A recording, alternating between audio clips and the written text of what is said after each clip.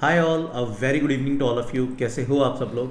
My self Chetan Garg and I welcome you all to our today session, जिसमें हम आज IMO 2024 के प्रॉब्लम 1 का थॉट प्रोसेस डिस्कस करेंगे।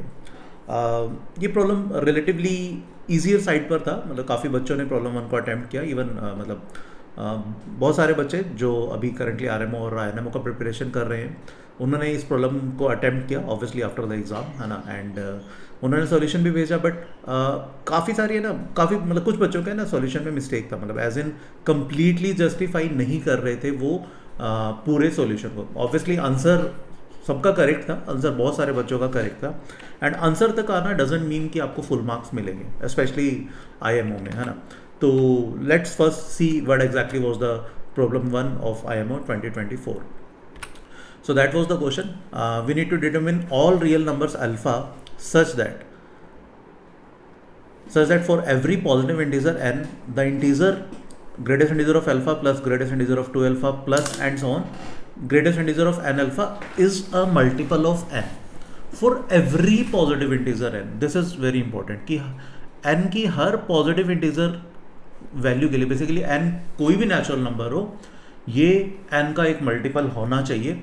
तो ऐसे हमें अल्फाज की वैल्यूज निकालनी है। और alpha obviously alpha can be any real number, it can B positive, negative, rational, irrational, integral, non integral, है ना, कुछ भी।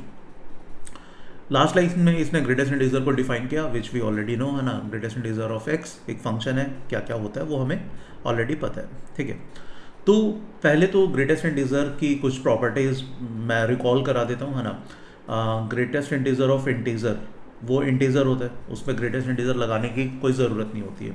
And in fact greatest integer of x के अंदर अगर कोई इंटीजर फंस जाए तो वो इंटीजर बाहर आ जाता है, ये भी हमें पता है, मतलब right. And in fact plus minus हो तो प्लस माइनस आ जाएगा, मल्टीप्लीकेशन में नहीं होता। It's not always true that greatest integer of integer multiply X is not always equal to integer times greatest integer of X, है ना। ये हमें पता है। अपार्ट फ्रॉम दैट, क्योंकि पॉजिटिव नेगेटिव की बात कर रहे हैं, तो एक प्रॉपर्टी और मेरे ख्याल में से शायद आपको पता होनी चाहिए, which is greatest integer of X plus greatest integer of minus X, ठीक है। इसकी दो पॉसिबल वैल्यूज हो सकते हैं। It will be 0 if X is integer, है ना। It will be -1 if X is not integer, ठीक है। तो ये बेसिक सी properties, I am very sure greatest integer की आप सबको पता होंगी। मुझे नहीं पता इस क्वेश्चन में क्या क्या यूज होगा, बट हाँ, मतलब ग्रेटेस्ट इंटीजर का क्वेश्चन है, 1.5 घंटा IMO में मिलता है हमें, रफली 1.5 hour we get for a problem, है ना। तो एटलीस्ट ये प्रॉपर्टीज रिकॉल कर ली हमने, है ना। तो अब देखते हैं कि एग्जैक्टली क्या क्या ये कह रहा था। ऐसे कितने रियल नंबर अल्फा होंगे सच दैट ये एक इंटीग्रल मल्टीपल ऑफ n बन जाए n की हर नेचुरल नंबर वैल्यू के लिए, ठीक है। तो अब अल्फा क्योंकि रियल है, तो पहले तो चलो हम ब्रेक करके देखते हैं, क्योंकि ग्रेटेस्ट इंटीजर की बातें कर रहे हैं, तो पहले हम देखते हैं कि अगर अल्फा इंटीजर होता है तो क्या क्या होगा। तो लेट्स कंसिडर फर्स्ट केस 1, ना when if alpha is an integer. अब इसका क्या फ़ायदा है, अगर अल्फा इंटीजर है तो हम ग्रेटेस्ट इंटीजर्स को हटा सकते हैं, है ना। तो इस एक्सप्रेशन को मैं नाम दे देता हूँ, है ना। दिस एक्सप्रेशन को मैं मान लेता हूँ for the timing, let's assume this expression to be X, ठीक है। तो हमारा x, अगर इफ़ अल्फ़ा इज़ इंटीजर, तो हमारा x क्या बन जाएगा, अपना x बन जाएगा भाई, लेट मी राइट,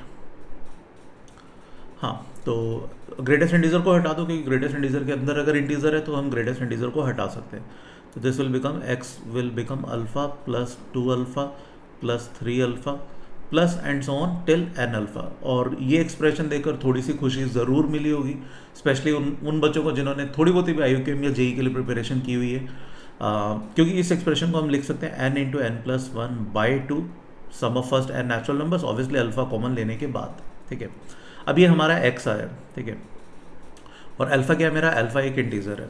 और मुझे क्या चाहिए, मुझे चाहिए कि ये एक्सप्रेशन एक इंटीग्रल मल्टीपल ऑफ n बन जाए, है ना। एक n का मल्टीपल होना चाहिए और n खुद एक इंटीजर है। तो मैं इसको मानता हूँ कि अगर ये k टाइम्स n है, तो ये अल्फ़ा की किन इंटीग्रल वैल्यूज़ के लिए सेटिस्फाई हो सकता है, ठीक है। Where k is any integer, ठीक है, k इंटीजर होगा। तो ऑब्वियसली यहाँ पे n और n तो ख़त्म हो रहे हैं, तो n plus 1/2 that is equal to alpha that is K. अब के मेरा एक इंटीजर आना चाहिए, ठीक है। देखो n तो कोई भी नेचुरल नंबर हो सकता है, n can be even, n can be odd, तो basically n+1 it can be even, it can be odd. अब k अगर integer, k independent of n integer कब होगा, जब अल्फा मेरा एक इवन नंबर हो, क्योंकि अल्फा अगर ऑड हुआ, if alpha belongs to odd, तो ज़रूरी नहीं है ना कि n+1/2 हमेशा, मतलब 2 इससे कैंसिल आउट हो ही जाएगा, 2 डिवाइड हो ही जाएगा, क्योंकि n की वैल्यू अगर इवन हुई तो n+1 ऑड हो जाएगा, and odd will not be divisible by 2। और अगर अल्फा भी ऑड है, अल्फा ऑड है, n इवन है, तो मेरा न्यूमरेटर बन गया ऑड, तो वो 2 से डिवाइड नहीं हो पाएगा, एंड हेंस k मेरा इंटीजर नहीं आ पाएगा। तो इसका मतलब अल्फा कैनॉट बी ऑड, है ना। अब if alpha is even, alpha अगर इवन बनता है तो भैया ये इससे डेफिनेटली कंफर्टेबली कैंसिल आउट हो जाएगा, ठीक है। और k मेरा एक इंटीजर आ जाएगा, k इंटीजर आने का मतलब ये इंटीग्रल मल्टीपल ऑफ n बन जाएगा, ठीक है।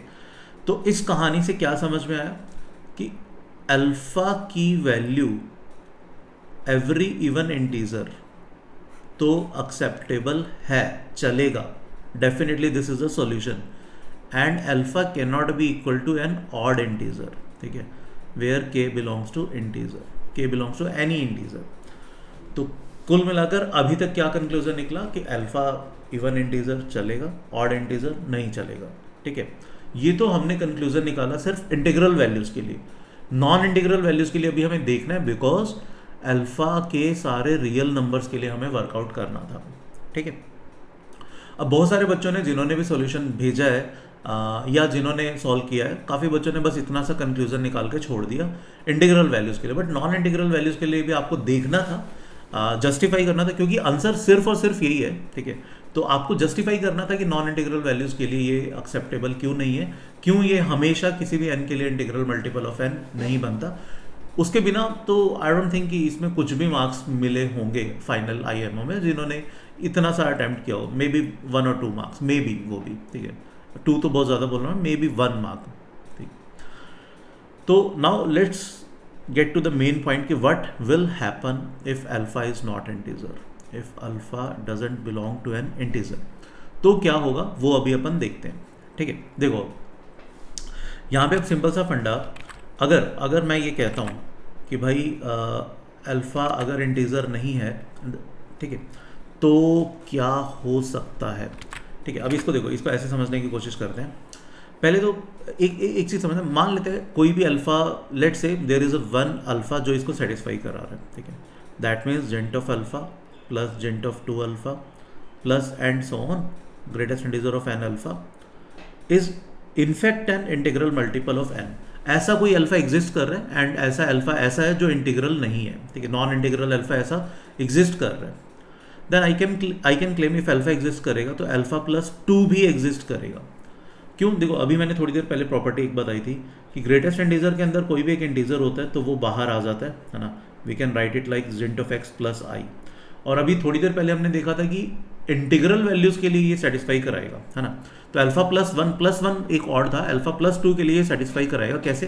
देखो अब अगर let's say this is true, if this is true तो अल्फा की जगह मैंने अल्फा प्लस 2 डाल दिया, मतलब ये बन जाएगा alpha plus 2 gint of true alpha plus 2 plus and so on gint of n times alpha plus 2 that is equal to kn। ये एक मतलब not exactly k, that should be an integral multiple of n। This is what we need to justify, ठीक है।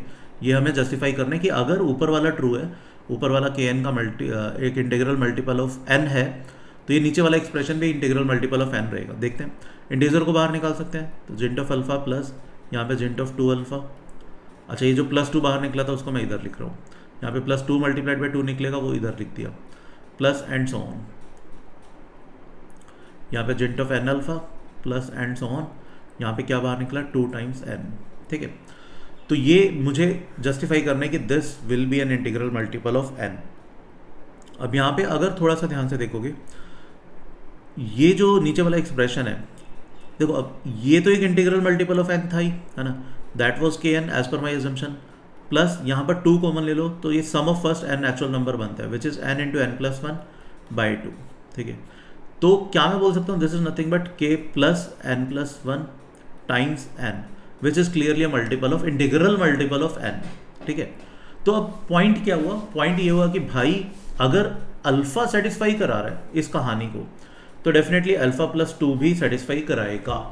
And जो कहीं ना कहीं हमारे बेसिकली उसके लिए भी ट्रू है, क्या कहते हैं, इवन इंटीजर्स के लिए भी ट्रू है कि अगर कोई भी एक अल्फा सेटिस्फाई करा रहा है तो अल्फा प्लस 2 भी सेटिस्फाई कराएगा।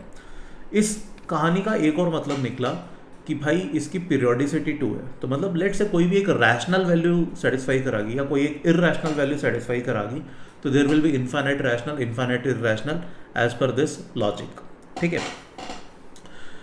अब देखते हैं कि चलो अब इतना समझ में आ गया कि अल्फा और अगर सेटिस्फाई करा रहा है तो अल्फा प्लस 2 भी कराएगा, तो प्रैक्टिकली हमें इसे 0 से 2 की विंडो में ही देखना चाहिए, ठीक है। एंड इनफैक्ट 0 करा रहे तो 2 तो कराएगा ही कराएगा। इसको और थोड़ा सा अगर मैं प्रिसाइज करूं तो 0 से 2 ओपन की विंडो में ही हमें देखना चाहिए कि अल्फा जब 0 से 2 ओपन में लाई कर रहा होगा तो कौन कौन से सॉल्यूशंस हैं। सिर्फ इस विंडो में सॉल्यूशन निकाल लो, इस विंडो में जितने सॉल्यूशन मिलेंगे उनमें +2 करके हमें बाकी सब भी फिर सॉल्यूशन की चेन मिल जाएगी, ठीक है।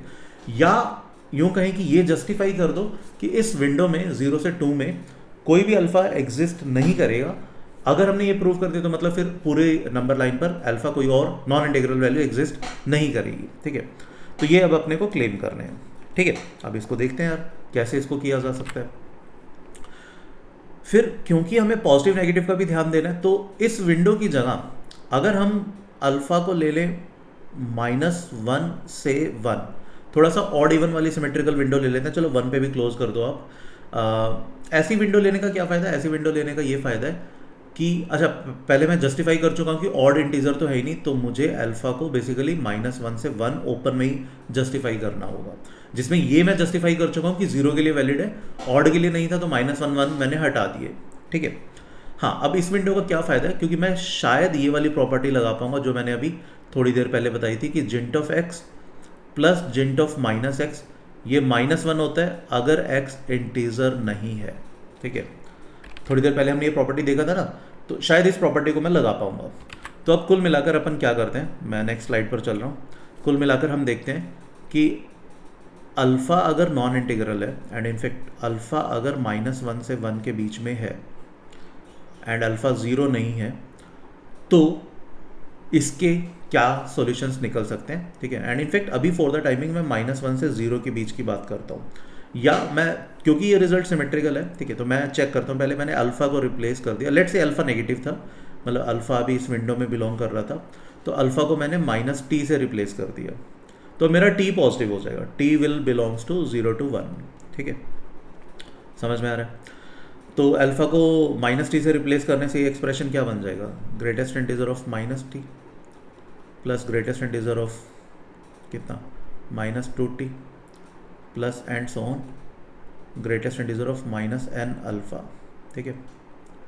ये समझ में आ रहा है, यहाँ तक चीज़ें क्लियर है, ठीक है,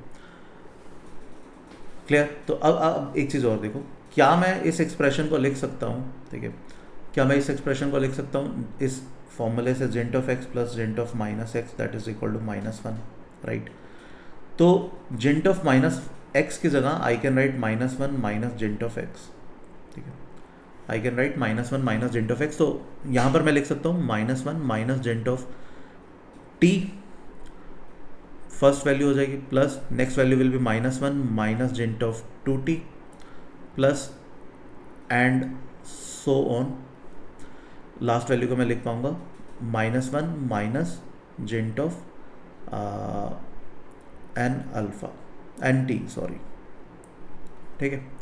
अब यहाँ पे माइनस कॉमन आ जाएंगे तो that will become -10 and negative of क्या चेक करना है अब हमें, जिंट ऑफ t, जिंट of 2t plus and so on जिंट ऑफ nt, क्या ये इंटीग्रल मल्टीपल ऑफ n है या नहीं, ये अब हमें चेक करना है, ठीक है।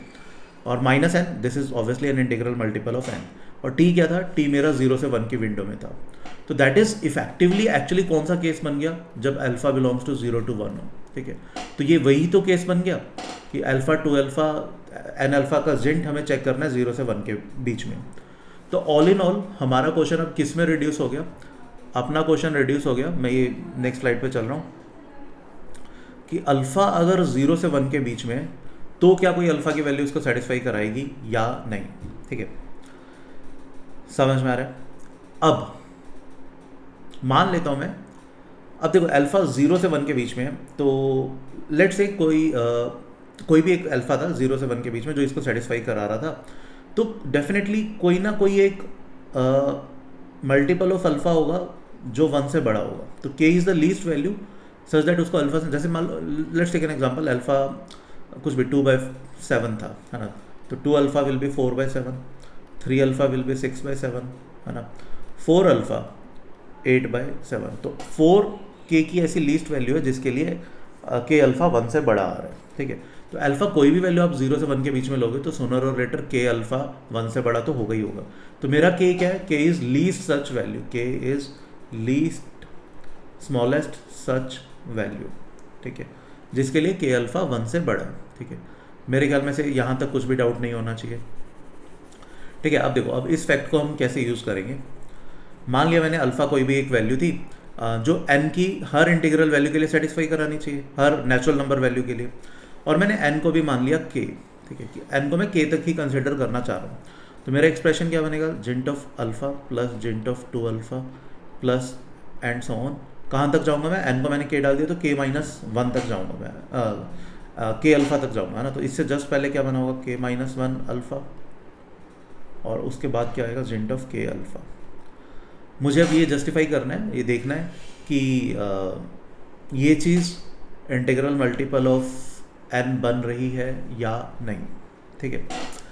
अब देखो, अल्फ़ा हमारा 0 से 1 के बीच में था और k least value of alpha ऐसी थी सच दैट k अल्फ़ा 1 से बड़ा है। तो क्या मैं बोल सकता हूँ कि k-1 टाइम्स अल्फ़ा ये तो लेस देन 1 ही होगा, बट क्योंकि अल्फ़ा 0 से बड़ा था तो ये हमारा बेसिकली 0 से तो बड़ा है। तो कैन आई से this will become 0, this will become 0 and so on, this will become 0 and this will become, ये 1 से बड़ा है, बट ऑब्वियसली ये अभी 2 से तो छोटा ही होगा, ठीक है। तो दिस विल बिकम 1, ठीक है, ये 1 बन जाएगा। अब जिंट ऑफ k अल्फ़ा 1 है, ठीक है, तो कैन आई से ये एक्सप्रेशन बन गया 1, और क्या 1 k का मल्टीपल है, ऑब्वियसली नहीं, k यहाँ पे हमारा क्लियरली 2 से तो बड़ा है, समझ में आ रहा है, ठीक है, यहाँ तक चीज़ें क्लियर। तो 0 से 1 के बीच में भी हमने जस्टिफाई किया कि भाई this is not a multiple of n। तो फाइनल कंक्लूजन क्या निकला, फाइनल कंक्लूजन निकला कि भाई there will be only one such solution when alpha is an even integer. If alpha is an even integer, then only this gent of alpha plus gent of 2 alpha plus and so on till gent of n alpha, that will definitely be a multiple of n for any positive integral value of n, right. So alpha is an even integer. This is the final solution. We have worked out all the cases and no such alpha will satisfy for every n, right. So that was problem 1 of IMR 2024. Hopefully ये आपको solution समझ में आया होगा, and we'll meet you in the next session. Till then, please take a very good care of yourself. Thank you. Bye bye.